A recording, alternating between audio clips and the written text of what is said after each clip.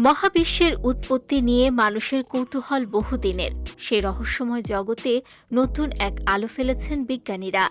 দীর্ঘদিনের তাত্ত্বিক ধারণা প্রাইমোর্ডিয়াল বা আদিম ব্ল্যাক হোলের অস্তিত্বের সম্ভাব্য প্রথম প্রত্যক্ষ প্রমাণের দাবি উঠেছে সাম্প্রতিক এক গবেষণায়। মিয়ামি বিশ্ববিদ্যালয়ের একদল গবেষক লেজার ইন্টারফেরোমিটার গ্র্যাভিটেশনাল ওয়েভ অবজারভেটরির সংগৃহীত তথ্য বিশ্লেষণ করে এই গুরুত্বপূর্ণ ইঙ্গিত পেয়েছেন।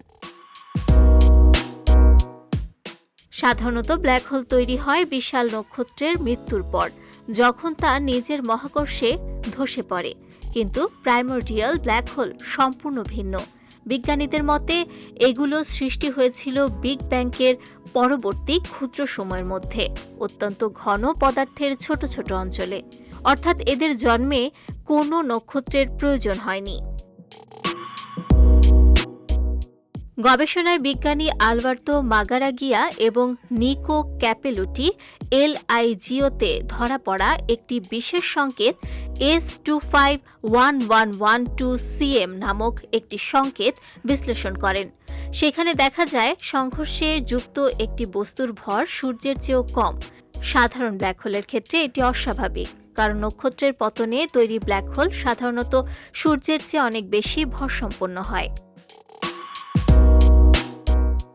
এই আবিষ্কার তাই ইঙ্গিত দেয় এটি হয়তো আদিম মহাবিশ্বে তৈরি কোনো ব্ল্যাক হোল। এ ধরনের আবিষ্কার আরেকটি বড় রহস্য ডার্ক ম্যাটারের ব্যাখ্যায় গুরুত্বপূর্ণ ভূমিকা রাখতে পারে। ধারণা করা হয় মহাবিশ্বের প্রায় 85% ভরই ডার্ক ম্যাটার, যা সরাসরি দেখা যায় না, কিন্তু এর মহাকর্ষীয় প্রভাব অনুভব করা যায়। অনেক বিজ্ঞানীর মতে বিপুল সংখ্যক প্রাইমোর্ডিয়াল ব্ল্যাক হোলই হতে পারে এই অদৃশ্য ভরের উৎস। তবে গবেষকরা এখনই এটিকে চূড়ান্ত প্রমাণ হিসেবে ঘোষণা করছেন না। আরও এমন সংকেত পর্যবেক্ষণের প্রয়োজন রয়েছে। ভবিষ্যতে ইউরোপীয় মহাকাশ সংস্থার ইন্টারফেরোমিটার স্পেস এন্টেনা মিশন, যা 2035 সালে উৎক্ষেপণের কথা, এই গবেষণাকে আরও এগিয়ে নিতে গুরুত্বপূর্ণ ভূমিকা রাখবে বলে আশা করা হচ্ছে। সব মিলিয়ে আবিষ্কার মহাবিশ্বের জন্ম ও গঠন নিয়ে আমাদের ধারণাকে নতুনভাবে ভাবতে বাধ্য করছে আর খুলে দিচ্ছে এক নতুন বৈজ্ঞানিক সম্ভাবনার দ্বার। বিজয় টিভি নিউজ ডেস্ক।